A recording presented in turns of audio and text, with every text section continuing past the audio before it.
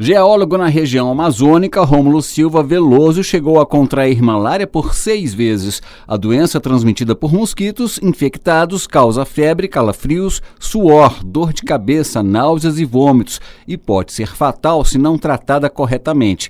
Para se recuperar, Rômulo contou com um tratamento disponibilizado pelo Sistema Único de Saúde. Todo o tratamento da malária é realizado de forma gratuita pelo SUS, em um posto de saúde. Questão assim de 30 minutos no máximo, você já sai de lá com resultado e com medicamento para realizar todo o seu tratamento. Entre janeiro e março deste ano, o país registrou 25.473 casos de malária, uma redução de quase 27% comparado aos casos registrados no mesmo período de 2024. De acordo com o ministro da Saúde, Alexandre Padilha, várias ações contribuíram para esse resultado, como a ampliação de testes rápidos e a introdução de um novo medicamento no SUS, que reduz os casos graves e a mortalidade em 80% dos casos. No ano passado, a pasta investiu R$10 milhões na compra de insumos, 6 milhões em medicamentos e R$1.700.000 em testes de diagnóstico rápido. O ministro Alexandre Padilha afirmou que o próximo passo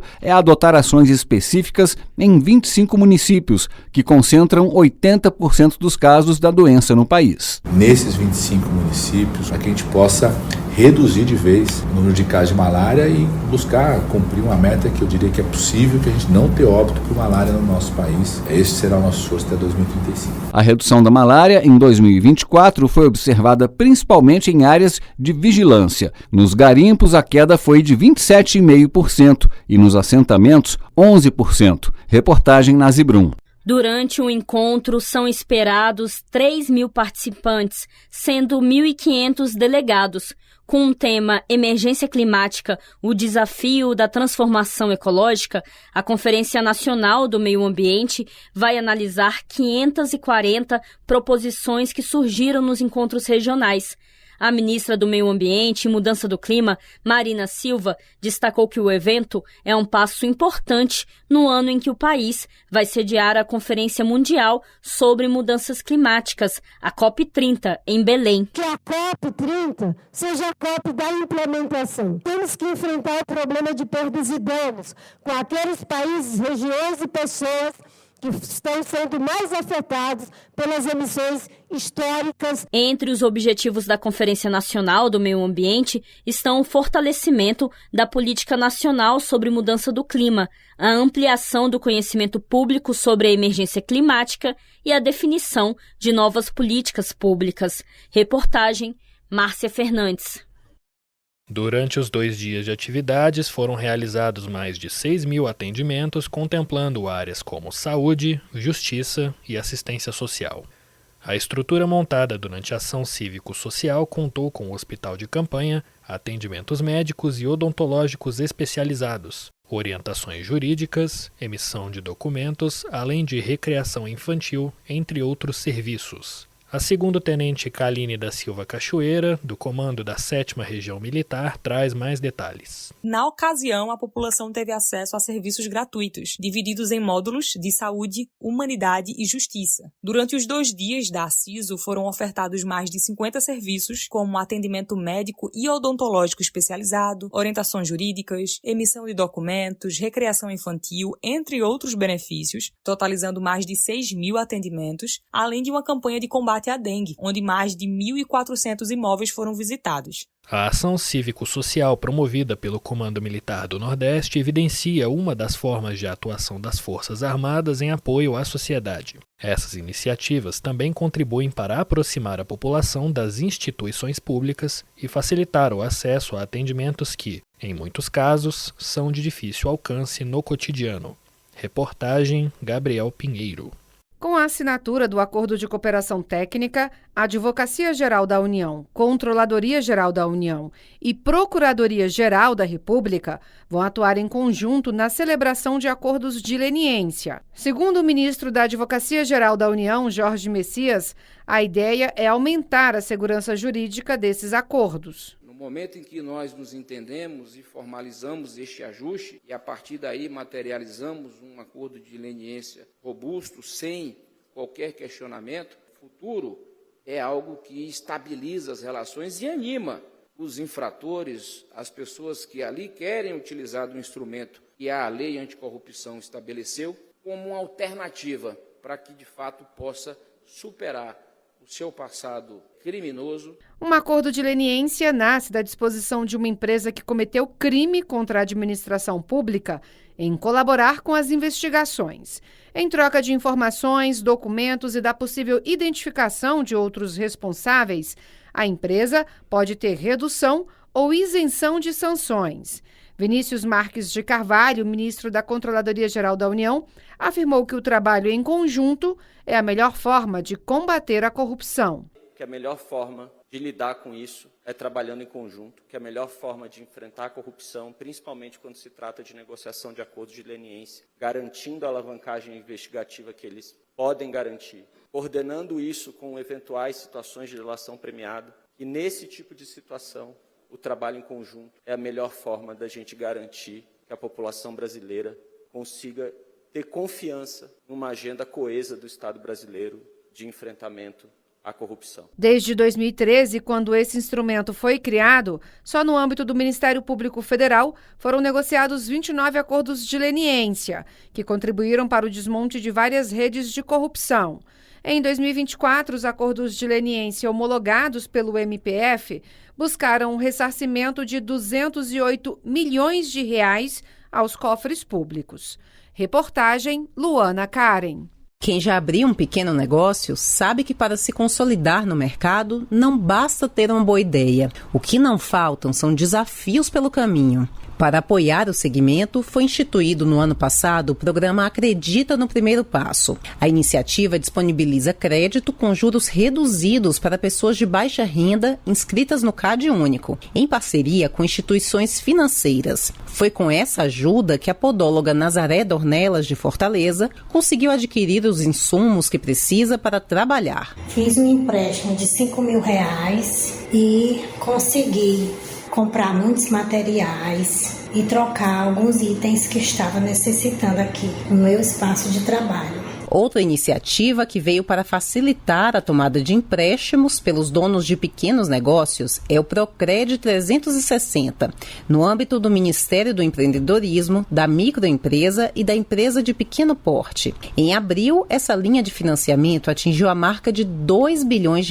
em valores contratados, beneficiando cerca de 70 mil pessoas. O secretário executivo da pasta, Tadeu Alencar, destacou o impacto do programa. Oferece juros metade do que pratica o mercado com condições muito favorecidas, para permitir que o crédito chegue principalmente àquelas empresas menores, mais vulneráveis, mais dependentes, portanto, de um elemento vital para o empreendedorismo, que é exatamente o crédito. Os donos de pequenos negócios puderam renegociar suas dívidas no ano passado com condições de pagamento facilitadas e descontos que chegaram a 95%. Entre maio e dezembro de 2024, mais de 120 mil empresas puderam sair do vermelho por meio do Desenrola Pequenos Negócios. Para Edinaldo Almeida, dono de um salão de beleza em Brasília, esta foi uma oportunidade única de se regularizar. Agora ele já pensa em fazer novos investimentos. Eu já estava tentando pagar uma dívida minha junto a um banco que eu não tinha como pagar. Quando surgiu o Desenrola, eu nem acreditei muito. Procurei o banco, ele tinha entrado nesse acordo com o governo. E aí ficou uma conta quase que irrisória, tanto que deu para pagar à vista. Voltando a ter crédito, já penso em reforma, eu já comecei a trocar maquinários e já estou pensando também em abrir um salão maior. E para conectar os microempreendedores individuais a oportunidades de prestação de serviços públicos em todo o país, foi criada a plataforma Contrata Mais Brasil. O vínculo é feito de forma rápida, segura e descomplicada. É só acessar contratamaisbrasil.sistema.gov.br. Reportagem Graciele Bittencourt. A lanchonete do Eliseu Cadeste, no Distrito Federal, está a todo vapor. Desde que abriu a loja em março deste ano, o microempreendedor se dedica para conquistar o paladar dos clientes com lanches saudáveis e muito saborosos. Cadeste conta que não é a primeira vez que inicia um negócio, mas agora foi diferente e já no processo de abertura da empresa encontrou menos burocracia. A gente deu início ao processo e gastamos aproximadamente aí 5 dias para tudo ficar pronto, para a gente já estar com o CNPJ na mão, já com autorização para funcionar. A desburocratização de processos é um dos objetivos da Política Nacional de Micro e Pequenas Empresas, lançada há um ano pelo governo federal. A iniciativa define diretrizes para melhorar a produtividade, competitividade e inovação no setor. E as ações de incentivo, aliadas a um cenário econômico mais favorável, impulsionaram alta na abertura de pequenos negócios já nos primeiros meses deste ano. É o que mostra um levantamento realizado pelo SEBRAE, o Serviço Brasileiro de Apoio às Micro e Pequenas Empresas. Segundo os dados, o Brasil registrou a abertura de mais de 1.400.000 pequenos negócios até março de 2025, um número recorde. No primeiro trimestre do ano, o volume de microempreendedores individuais registrados no país cresceu 35% em comparação com o mesmo período de 2024. Para o ministro do Empreendedorismo, da Microempresa e da Empresa de Pequeno Porte, Márcio França, o crescimento é resultado de ações integradas, como o programa Desenrola Pequenos Negócios. A questão do Desenrola, que tirou muitas empresas que estavam endividadas da dívida e permitiu que elas voltassem ao normal. E depois a questão do crédito, né? Toda a questão do Acredita, que forneceu crédito para mais de 500.000 empresas do Brasil, tiveram crédito subsidiado com a FGO. Segundo o levantamento do SEBRAE, dentre as atividades econômicas que computaram o maior número de pequenos negócios criados em março, estão o transporte rodoviário de carga, atividades de malote e entrega e cabeleireiros e beleza. No recorte por regiões, Sudeste, Sul e Nordeste lideram a abertura acumulada de pequenos negócios, com São Paulo, Minas Gerais e Rio de Janeiro nas primeiras posições entre os estados. Com locução de Lorena Pacheco, reportagem Gabriela Noronha. O jornalista Ademir Valentim aproveitou a oportunidade para trocar de carro. Ele conta que pensou bem antes de pegar o empréstimo. Eu fiz um planejamento muito bem feito, vi as taxas de juros no mercado e essa fornecida pelo governo no consignado. Então, com o dinheiro na mão, eu consegui ainda ter um abatimento muito bom na aquisição de um novo veículo, que foi o que eu fiz agora. Está dentro do meu orçamento, do orçamento da minha família. Não vai apertar, não vai fazer falta. Agora, é pagar a dívida para depois você fazer outra. Não pode ficar fazendo uma dívida em cima da outra. Esse planejamento que Ademir teve antes de pegar o empréstimo é essencial, segundo a planejadora financeira Letícia Camargo. Ele deve ser utilizado com cuidado, com planejamento, se for uma questão de necessidade, uma emergência, ou então, de repente, para uma oportunidade para trocar taxas maiores por essa taxa do consignado, que provavelmente vai ser menor. Então, tem que fazer uma estimativa, né? Fazer uma simulação para saber qual vai ser a taxa e, se for uma taxa melhor, trocar uma taxa mais alta por essa taxa do empréstimo consignado, que deve vir mais baixa. O crédito do trabalhador está disponível por meio da carteira de trabalho digital e pode ser acessado por trabalhadores seletistas, domésticos rurais e funcionários de microempreendedores individuais, desde que não possuam outro empréstimo consignado vinculado ao mesmo emprego. Por ser consignado, o valor das parcelas é descontado direto na folha de pagamento e o trabalhador não pode comprometer mais de 35% da renda com as parcelas mensais e poderá utilizar até 10% do saldo do FGTS e até 100% da multa rescisória como garantias em caso de demissão. Mas isso não é obrigatório, já que o trabalhador tem autonomia para decidir se quer ou não dar garantias. Com a taxa de juros mais baixa, o programa pretende reduzir o superendividamento.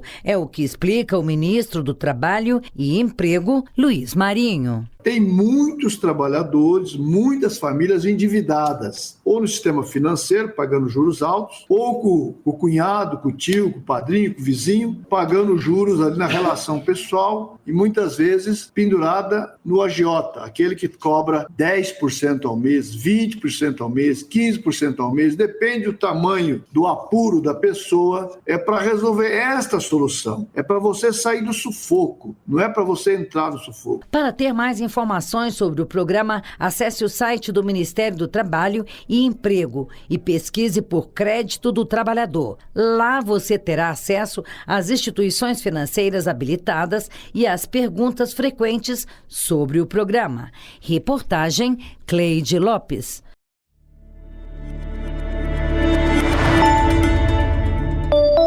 Olá, eu sou Patrick Samartin e você está ouvindo o Boletim MEC. O MEC, por meio do INEP, prorrogou o prazo para que os interessados solicitem a isenção da taxa de inscrição do Enem 2025. O período, que se encerraria nesta sexta-feira, 25 de abril, foi estendido até o dia 2 de maio. A retificação também valerá para justificativas de ausência no Enem 2024.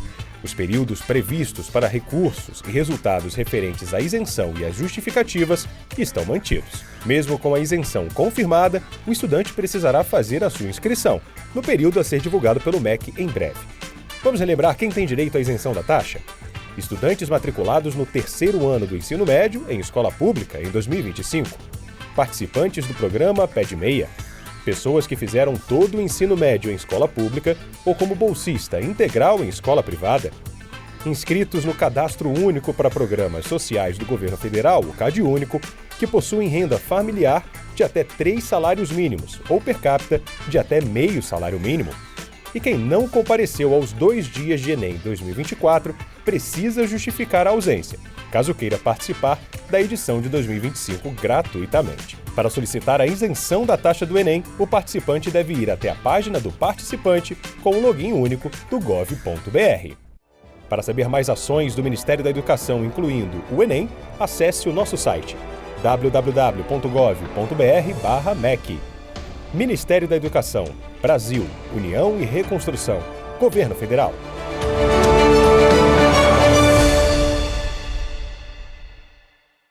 Louvado seja nosso Senhor Jesus Cristo.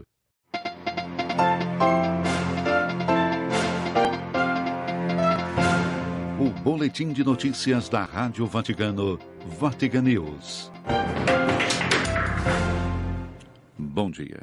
Esse é o boletim de notícias da Rádio Vaticano, Vatican News, em língua portuguesa, nesta sexta-feira, 25 de abril. Nos estúdios, Silvanei José. Será realizada na noite desta sexta-feira, às 20 horas locais, na Basílica de São Pedro, a cerimônia de fechamento do caixão do Papa Francisco, que foi trasladado na manhã de quarta-feira da Casa Santa Marta e exposto para a homenagem dos fiéis.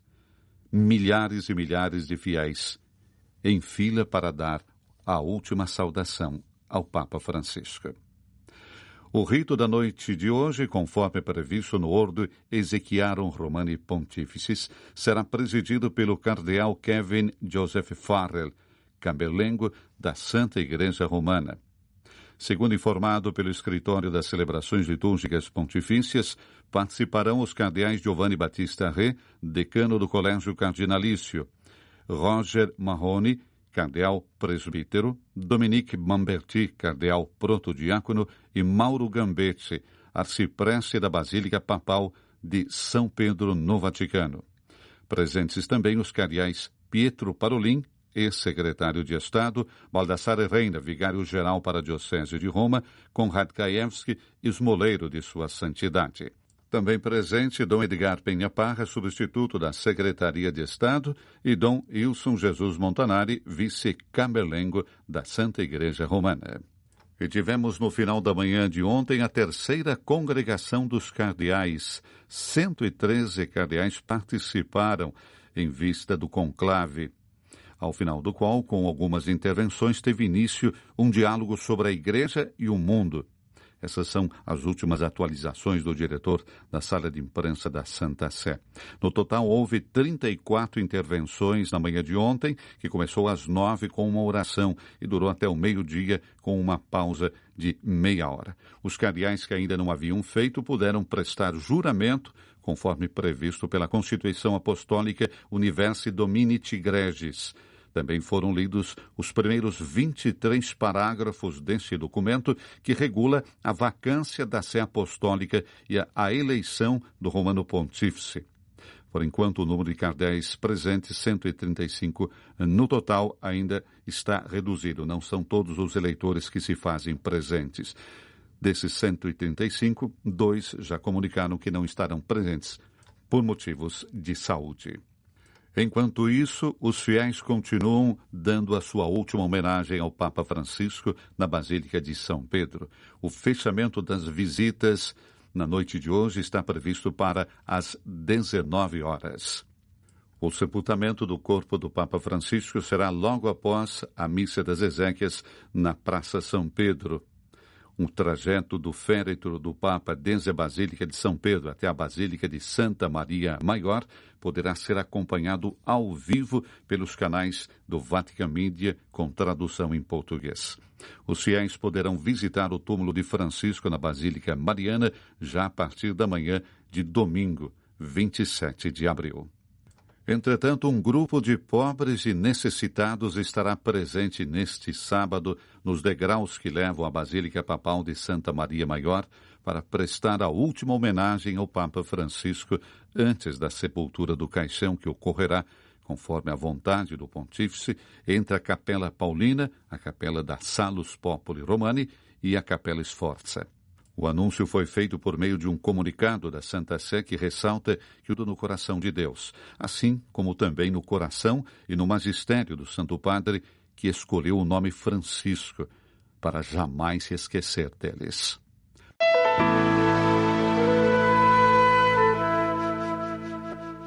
O túmulo do Papa feito com pedra vinda da Ligúria, terra de seus avós.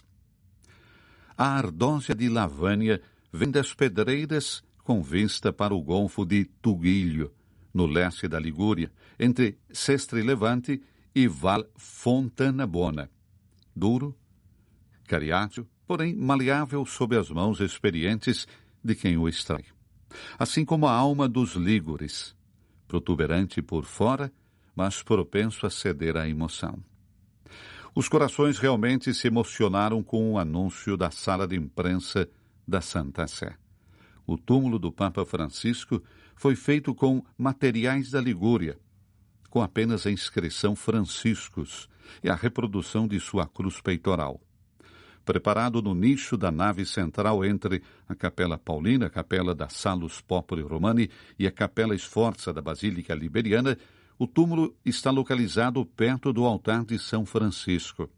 Um detalhe já antecipado pelo arcipreste coadjutor de Santa Maria Maior, cardeal Rolandas Macricas, em entrevista à TV.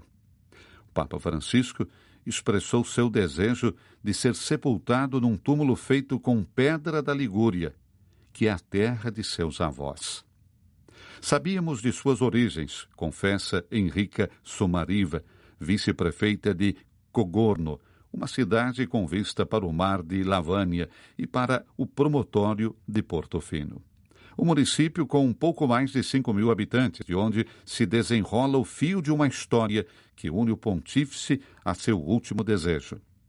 Vincenzo Sivori, avô de Regina, mãe de Jorge Mário Bergoglio, nasceu em Tuguilho, em 20 de janeiro de 1850. Tendo partido para Buenos Aires, morreu jovem, em 1888. De Sivori resta uma placa de ardósia colocada numa típica casa de cor amarela, perto da igreja paroquial de São Lourenço, padroeiro de Cogorno. O que é impressionante é como o Papa muitas vezes escondeu seus laços com a Ligúria. Dissemos a nós mesmos, paciência, levaremos ainda que seja só um grãozinho da nossa terra. Depois essa notícia. A voz de Somariva ainda está trêmula. A emoção é fresca e vibrante. O ponto de virada na descoberta das origens lígures do Papa foi o dote de casamento entre Vincenzo Sivori e Caterina Sturla, bisavós de Francisco. Um telefonema de Buenos Aires, uma árvore genealógica enviada por e-mail e a surpresa. Ângela Sivori, que ainda mora em Cogorno hoje, descobre que é prima do Papa. Sua filha, Cristina, conta a história. Ele nos deu um grande presente, uma última surpresa. Ele disse que queria descansar na lápide de seus avós. É uma coisa linda.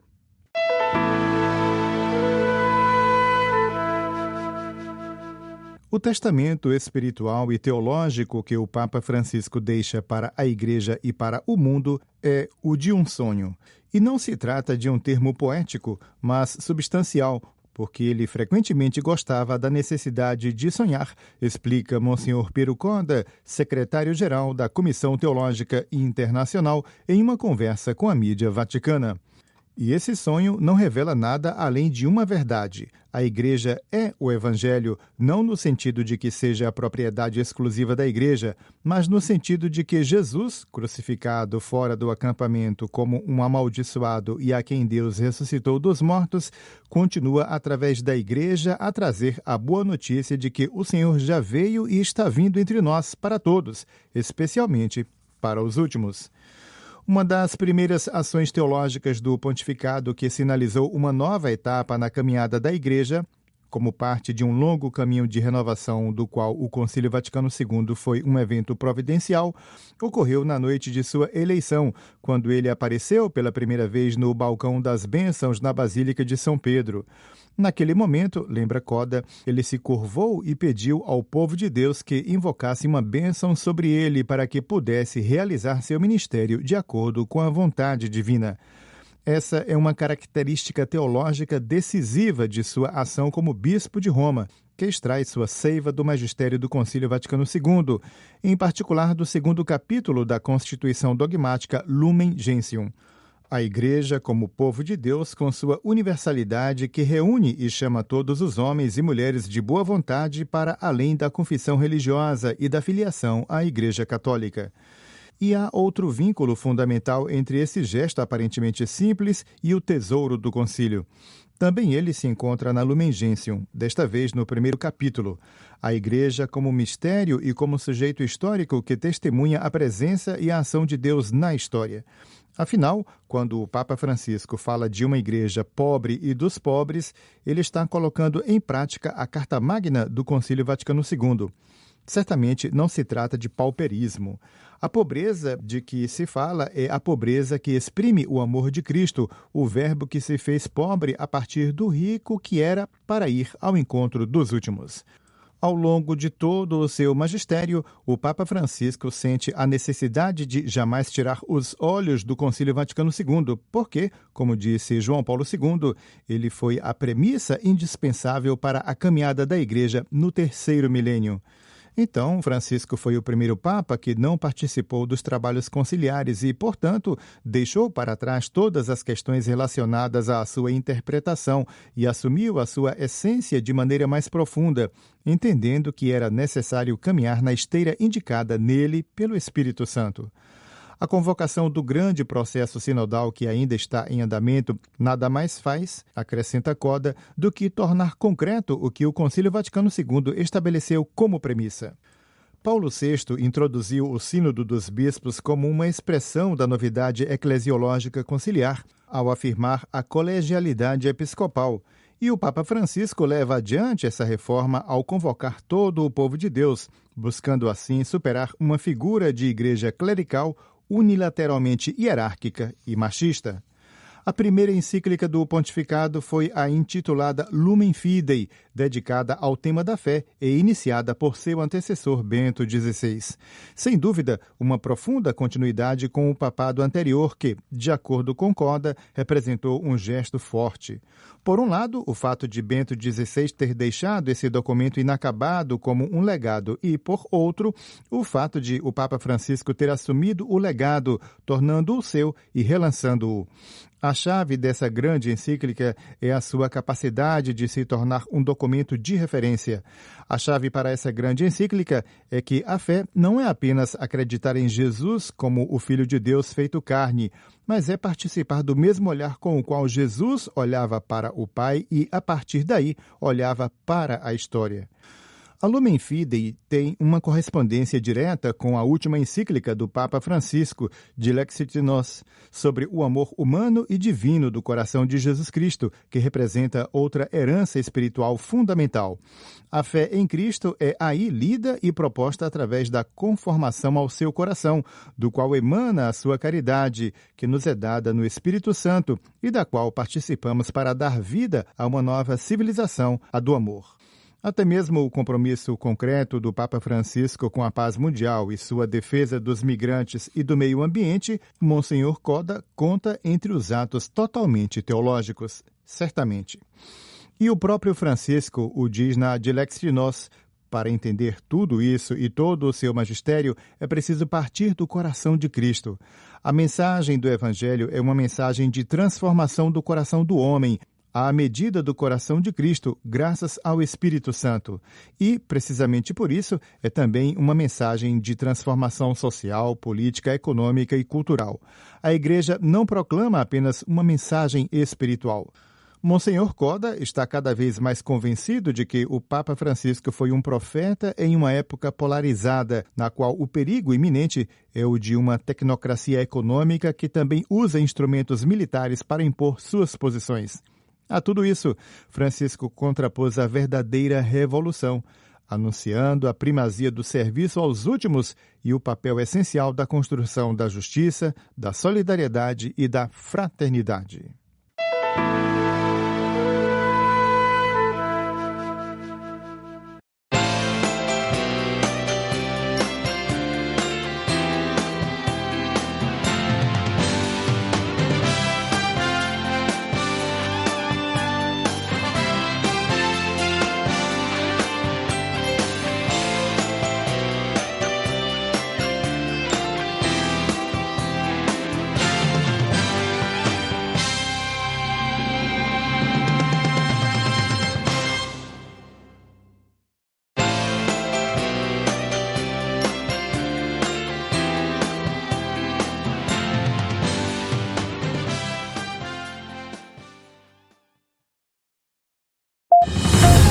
Boletim BRICS Brasil. Informações sobre a presidência brasileira do Grupo de Cooperação Econômica do Sul Global.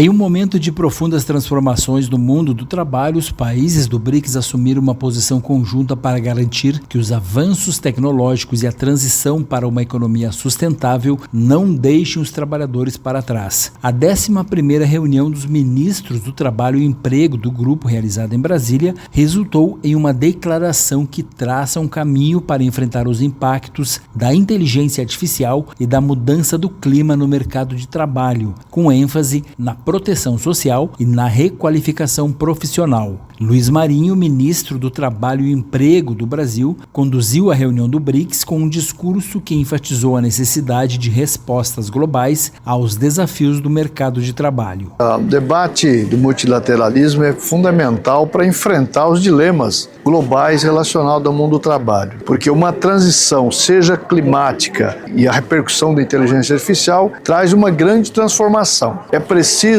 que os países adotem responsabilidades que venham tratar dessa transição com justiça, ou seja, a transição ela tem que ser justa, e para ser justa é preciso pensar em boa remuneração de qualidade. Representantes de centrais sindicais e organismos internacionais reforçaram a demanda por uma governança global mais equitativa e defenderam a reforma de instituições como o FMI e Banco Mundial para combater a pobreza e promover um emprego digno. Já representantes de empregadores alertaram que pequenas e médias empresas precisam de apoio para sair da informalidade e o diálogo entre governos, empresas e trabalhadores é essencial neste processo. Laura Thompson, diretora-geral adjunta para Relações Exteriores e Corporativas da Organização Internacional do Trabalho, diz que uma das medidas que os governos podem começar a tratar de desenvolver são as habilidades de seus jovens e de seus profissionais para adaptar adaptarem-se ao mundo tecnológico.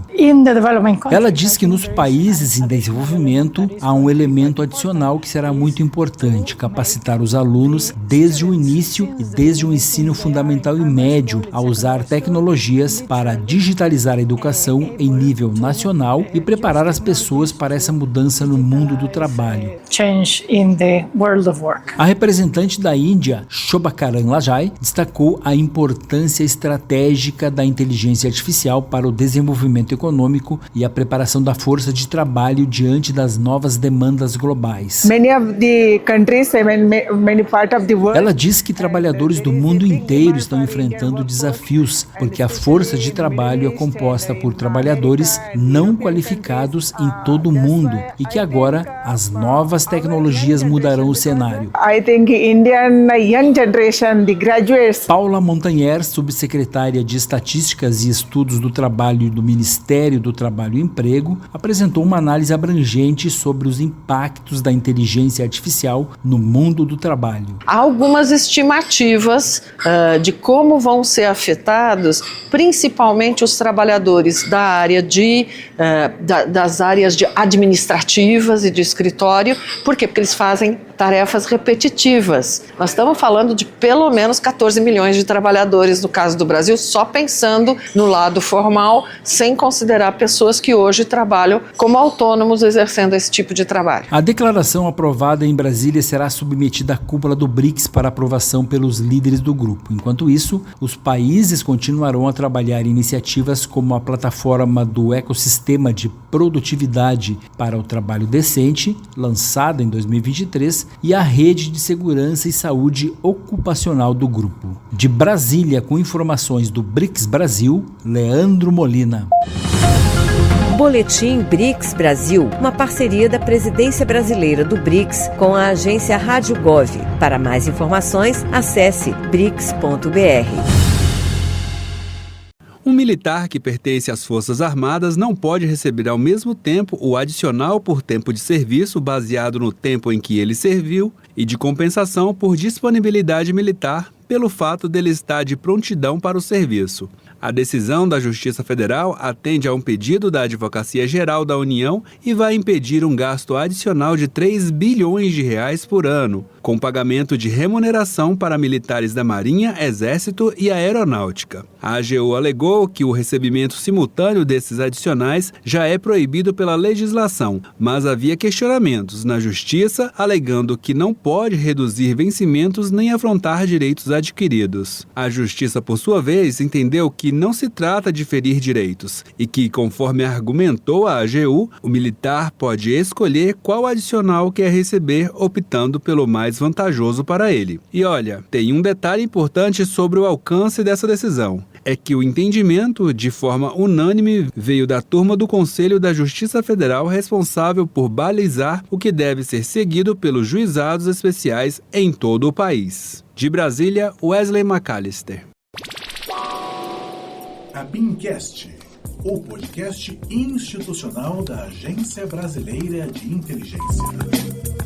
Tudo o que você queria saber e não tinha ninguém para te contar. Para você que está ouvindo pela primeira vez o ABIMcast, eu sou a Vanessa e nesse espaço nós abordamos diferentes frentes de ação da inteligência de Estado, para que as pessoas conheçam um pouco mais sobre o trabalho realizado pela ABIM. A agência publicou o livro Memórias da Pandemia neste mês de abril, sobre a atuação da ABIM no enfrentamento à Covid-19, que está completando 5 anos em 2025. Inclusive, vale a pena destacar, o livro pode ser baixado gratuitamente no site da ABIM, gov.br/ABIM. No episódio de hoje, vamos conhecer o trabalho realizado pela Inteligência de Estado diante da crise que atingiu o mundo inteiro durante a pandemia. E para essa conversa, estão aqui no estúdio conosco os oficiais de inteligência Marcela e Bruno. A ABIM produziu mais de 1.100 documentos para assessorar o Estado brasileiro durante o enfrentamento da Covid-19. E pela primeira vez na história da agência, todos eles estão disponíveis na íntegra no site da ABIM, num gesto de transparência ativa. A instituição se organizou para lidar com o novo tema da pandemia, criando grupos de trabalho para o acompanhamento da crise sanitária em áreas temáticas como saúde pública, dinâmica social, consolidação de medidas governamentais, estruturas estratégicas e serviços públicos, sistema penitenciário e segurança pública, epidemiologia matemática e muitas outras. O resultado foi a produção de documentos em todas as áreas acompanhadas, com vistas a assessorar as autoridades no gerenciamento da crise. Vamos conhecer então um pouco mais sobre o livro, que conta como foi essa atuação. Primeiramente, Marcela, por que a ABIN resolveu lançar um livro de memórias sobre a pandemia? Então, a gente está num esforço de transparência ativa, como você mesmo já falou, né, Vanessa?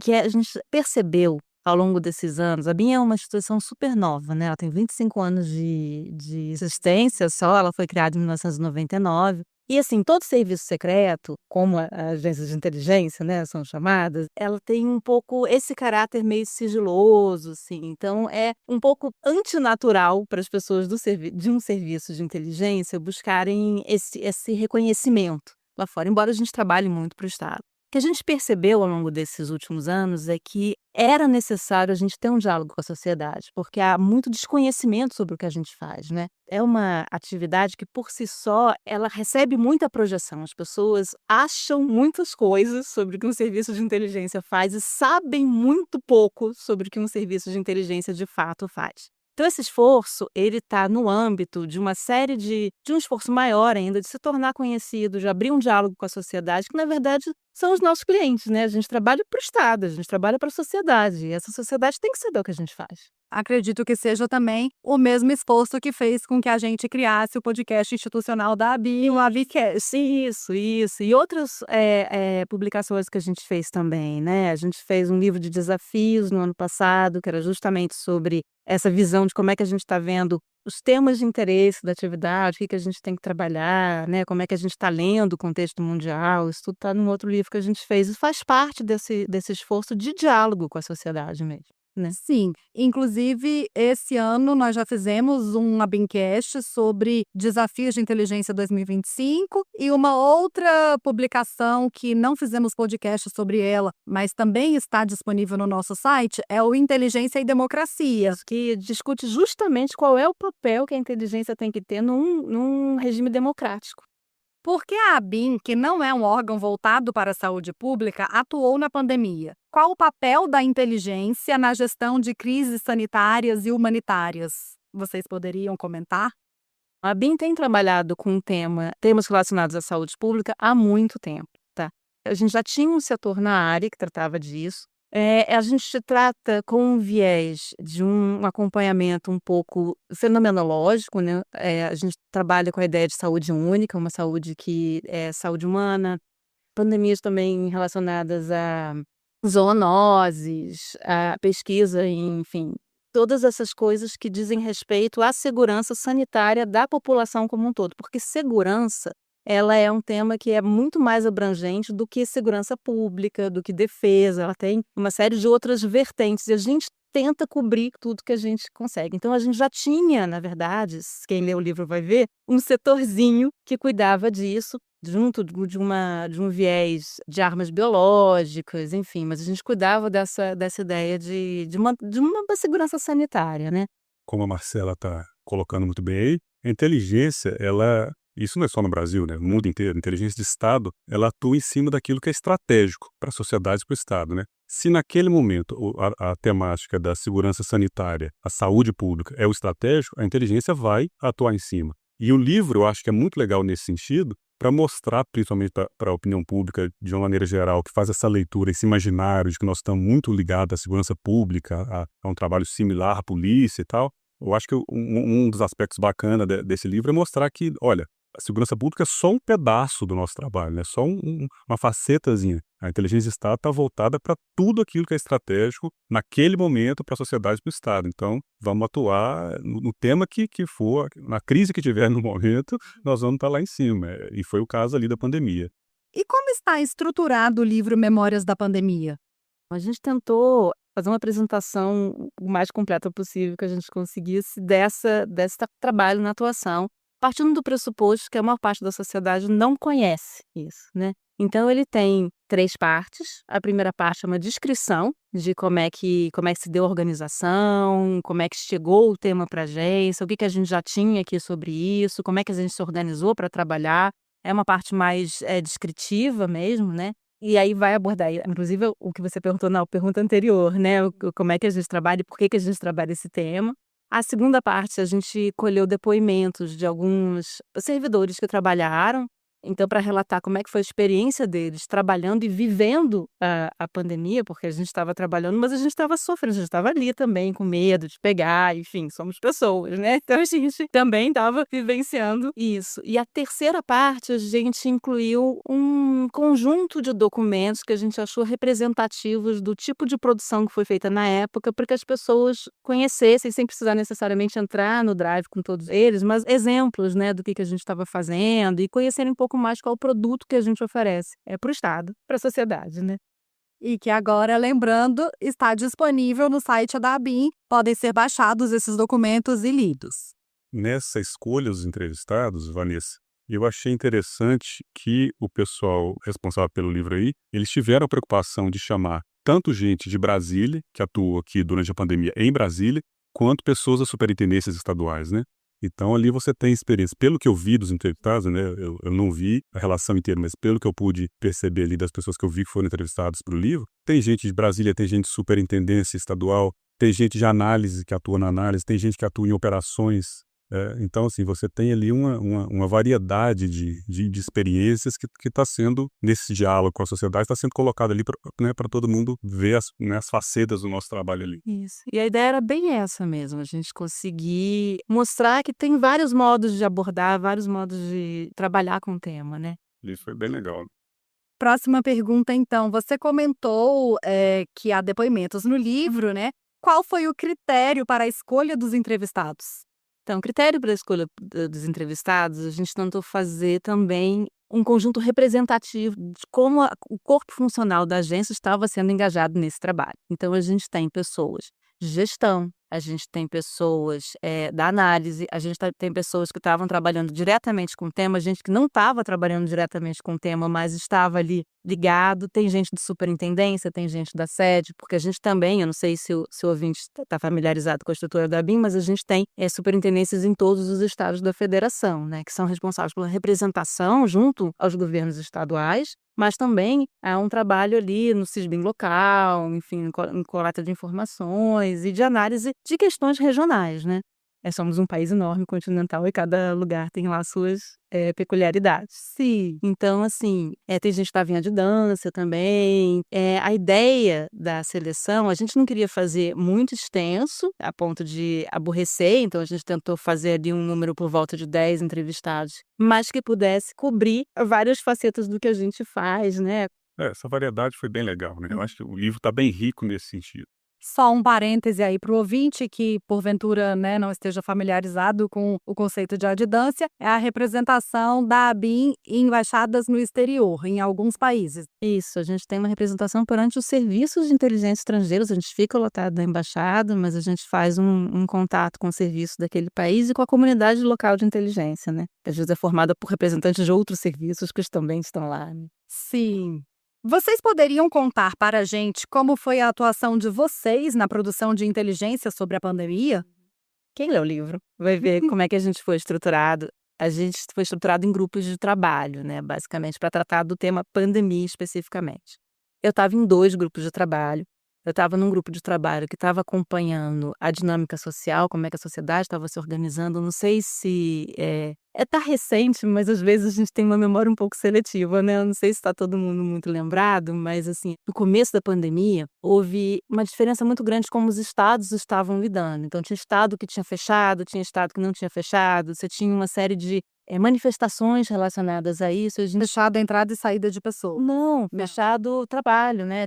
Lembra? Que estava em teletrabalho. Tinha estados que tinham fechado a economia mesmo, fechado o comércio. Sim, estava na quarentena. Tinha quarentenado, tinha uns que não tinham quarentenado. E esse primeiro grupo que eu estava, a gente acompanhava como é que estava, questões de mobilidade, assim, para tentar estimar mesmo como é que esse vírus ia, qual era a possibilidade de espalhamento, assim, né? de disseminação do vírus. Então, a gente acompanhava muito essas dinâmicas de mobilidade, né, social.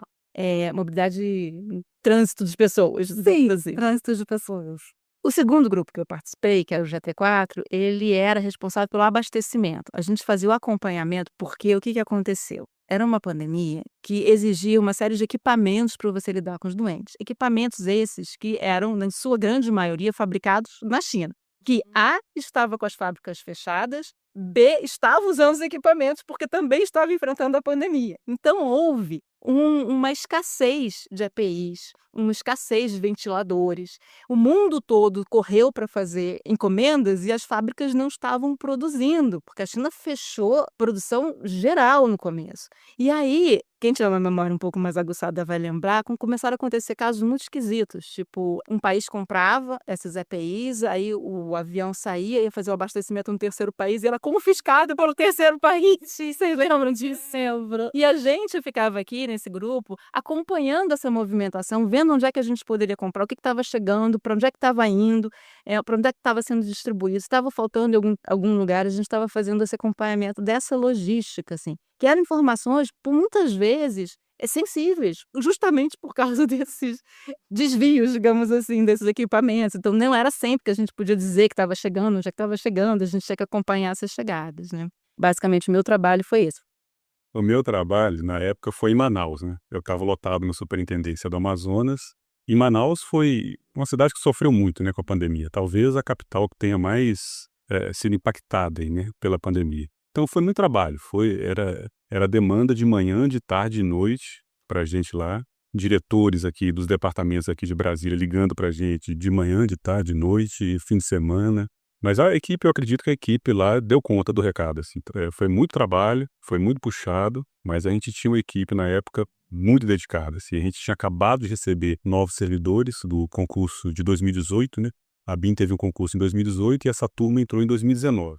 E logo depois que eles entraram, veio a pandemia. Veio a pandemia. Então, assim, era uma turma que tinha pouca experiência realmente, mas tinha muita vontade de trabalhar, muita disposição. O pessoal estava num gás total. Isso para nós lá, para os mais antigos, foi importantíssimo, porque se não fosse a molecada nova lá com gás para trabalhar, a gente teve servidores que não podiam sair de casa, né, servidores mais antigos e tal, com comorbidade. A gente perdeu servidores. A gente chegou a perder servidores, né? Então, foi essa moçada nova do concurso que deu esse gás e nós conseguimos a conta. Mas foi um trabalho bem, bem extenuante.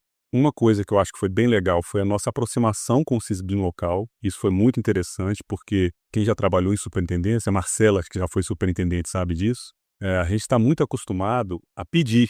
A gente, né, nos estados, na superintendência, a gente está o tempo todo demandando dos parceiros para produzir, né, a nossa inteligência e mandar essa inteligência aqui para Brasília, para o nosso usuário aqui em Brasília, nosso cliente, presidência da República, as autoridades aqui em Brasília. Mas quando a gente pode fazer o inverso, para nós é muito legal, porque a gente ganha ponto com os parceiros locais ali. E na pandemia foi um momento desse, em que o nosso produto passou a ser tão requisitado, porque era um produto de qualidade. As projeções, as análises que o nosso pessoal fazia, né, que os profissionais da BIM faziam, com projeções, né, com gráficos, enfim. Aquilo passou a ser muito demandado pelos parceiros locais, e isso para nós foi muito legal, né? Assim, a gente vê o nosso produto sendo valorizado, sendo demandado, e o pessoal cobrando, pedindo. Nesse sentido, foi bem legal. Mas, no geral, foi isso. Foi muito trabalho, chegou a ser, assim, para algumas pessoas, inclusive para mim, extenuante, assim, tanto profissionalmente até pessoalmente, mas eu acho que foi um trabalho que marcou a agência, assim, foi bem legal. Eu tenho uma curiosidade, não sei se você vai poder responder, mas imagino também que seja a curiosidade de muitas pessoas. A agência não parou toda o seu acompanhamento de inteligência dos outros temas. Eu, por exemplo, não trabalhei nos grupos de trabalho da pandemia. Continuei trabalhando na área que eu trabalhava anteriormente. Tenho essa curiosidade. Nós avisamos que faltaria oxigênio em Manaus, no Amazonas. A gente começou a se preocupar com esse tema ainda lá para março. Eu não sei se você vai lembrar, Vanessa, mas o diretor-geral da OMS tinha feito um comentário sobre isso, acho que em março. Ele estava preocupado com as cadeias de suprimento para a África, tá? Então ele falou, olha, se a gente precisar suprir de oxigênio, logo depois da situação que eu falei para vocês, de começarem a confiscar EPIs, o Tedros Adhanom ele fez essa fala preocupado. E aí, isso acendeu o nosso alerta do grupo de abastecimento. Então, a gente começou a fazer uma análise se a gente ia conseguir ou não suprir oxigênio. E a gente tem um documento em que a gente faz uma análise das redes de distribuição e que a gente fala, isso em abril de 2020, que se não forem sanadas algumas coisas que a gente tinha visto, numa demanda maior, faltaria oxigênio. Ou seja, 6 meses antes do ocorrido, né, 7 meses antes do ocorrido em Manaus, vocês já estavam com isso no radar, que é inteligência. Existe relação entre a atuação da ABIN no assessoramento sobre a pandemia de Covid-19 e a proteção do Estado Democrático de Direito? Olha, a proteção do Estado Democrático de Direito, ela é muito mais do que você garantir as eleições, a lisura das eleições. Assim, um ambiente verdadeiramente democrático é um ambiente em que você tem uma promoção de uma série de critérios de equidade, de oportunidades iguais e tal, que estão expressos. A gente trabalha muito baseado no artigo 3º da Constituição Federal, porque o ambiente democrático é todo um arcabouço que faz com que a sociedade seja, de fato, democrática. E, nesse sentido, a gente trabalha com uma série de temas, como a gente está falando desde o começo, relacionados a essa manutenção do bem comum, de você tentar pensar estrategicamente como é que as políticas públicas dentro do país, né? Então, com isso entra a distribuição de energia, isso entra a distribuição de recursos, né? Então, assim, a gente trabalha com todos os temas correlatos e, nesse sentido, sim, uma questão sanitária que atinge o país da maneira como atingiu, ela tem um peso enorme para a condução democrática do Estado. Assim, eu acho inescapável isso. Não sei o que você pensa, Bruno. Concordo totalmente com o que a Marcela falou. E eu acho que, complementando o que a Marcela disse, eu acho que a relação da nossa atuação, né, ali na pandemia com o Estado Democrático de Direito, ela está bem marcada pela posição que a instituição teve durante aquele trabalho, né? Assim, a gente, como órgão de assessoramento, a inteligência tem a obrigação de apresentar o cenário como ele é, a realidade como ela está posta ali, e passar isso para a autoridade, para o poder decisor, né? Mesmo que isso, em algum momento, possa contrariar alguma instância acima da inteligência. E nós tivemos essa preocupação de manter o nosso trabalho ali durante a pandemia, mostrando a coisa como estava acontecendo, né? Eu falando especificamente sobre Manaus, eu sabia que o que a gente estava produzindo ali poderia, em algum momento, contrariar alguma expectativa de alguma instância superior. Mas a gente produziu o nosso trabalho com profissionalismo, com dedicação, correndo risco, às vezes, né, de pegar a doença, levar para casa, para os familiares, enfim. Sim. Então, a gente fez o nosso trabalho ali. E eu acho que quanto mais isenta de pressões políticas, né, quanto mais isento for esse trabalho de inteligência, mais próximo ele vai estar do Estado Democrático de Direito, né, de uma situação que eu acho que é ideal para a sociedade e para o Estado de maneira geral. Né? Eu concordo. Chegamos então à nossa última pergunta. A agência pretende publicar mais livros sobre outros temas? Sim, tem um projeto editorial que a gente gostaria de continuar esse diálogo. Eu acho que, vou dar um spoiler, eu acho que o próximo provavelmente vai ser sobre a atuação nos grandes eventos, que foi uma atuação que a gente teve muito marcada entre 2013 2007, se você for contar o PAN, né, o Pan-Americano, mas nas Olimpíadas, na Copa do Mundo. Então, assim, foi um trabalho que foi... Teve confederações em 2013. Teve confederações, teve as Jogos em Papa também. Teve. E é um trabalho que é reconhecido. Assim, a gente tem hoje outros países, quando eles vão fazer grandes eventos assim, eles costumam nos chamar, a gente vai, a gente dá assessoria. Assim, a gente já teve, uma das adjutâncias foi um pedido do país, porque ele ia sediar um grande evento também. Então, é um trabalho que é reconhecido como muito competente por outros países. E então, é interessante também que a sociedade conheça e saiba e entenda como é que a gente trabalha. Que bom, que venha logo. Bom, nosso programa fica por aqui. Obrigada pela participação, pela audiência. Eu encerro, então, fazendo novamente um convite para a leitura do livro Memórias da Pandemia, disponível no site da ABIN. E para quem quer se aprofundar no tema ou tem curiosidade sobre o trabalho da agência, acesse também a íntegra dos mais de 1.100 documentos produzidos pela ABIN durante a Covid-19, também no nosso site, gov.br/ABIN. ABINcast, o podcast da ABIN.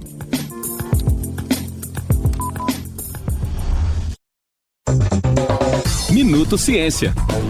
E se te contassem que o Brasil mandou batata doce e grão de bico para o espaço, você acreditaria? Pode parecer inusitado, mas de fato o Brasil enviou essas duas espécies, desenvolvidas por cientistas brasileiros nos programas de melhoramento genético da Embrapa, no voo suborbital da Blue Origin, ocorrido no dia 15 de abril com uma tripulação composta só por mulheres. A inclusão do material brasileiro no voo foi viabilizada por um convite da Universidade Estadual Winston-Salem, do estado da Carolina do Norte, nos Estados Unidos. A pesquisa com as duas espécies em condições espaciais integra as ações da rede Space Farm Brasil, parceria entre a Embrapa e a Agência Espacial Brasileira, unidade vinculada ao Ministério da Ciência, Tecnologia e Inovação, como detalhou o secretário de Desenvolvimento Tecnológico e Inovação do MCTI, Daniel Almeida Filho. O Brasil, com a sua larga experiência na área agropecuária, principalmente através da Embrapa, a Embrapa se juntou com a Agência Espacial Brasileira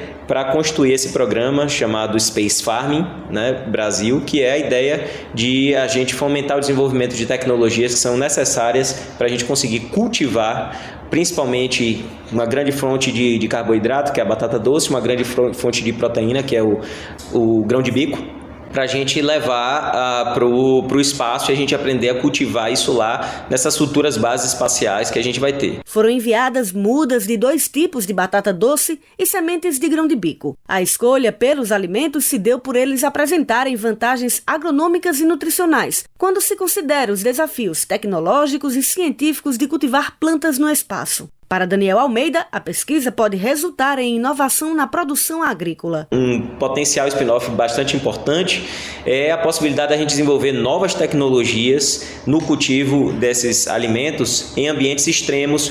Com as mudanças climáticas, então a gente tem uma grande oportunidade de desenvolver tecnologias para conseguir cultivar alimentos em ambientes extremos, em lugares secos, etc., com solo degradado, que a gente possa alimentar a população no futuro com essas tecnologias. A rede Space Farm Brasil foi viabilizada pela participação do MCTI no programa Artemis, da Agência Espacial Americana. O grupo de pesquisadores brasileiros e norte-americanos foi formado para inovar na produção de alimentos em ambientes fora da Terra. Reportagem Mariana Leite.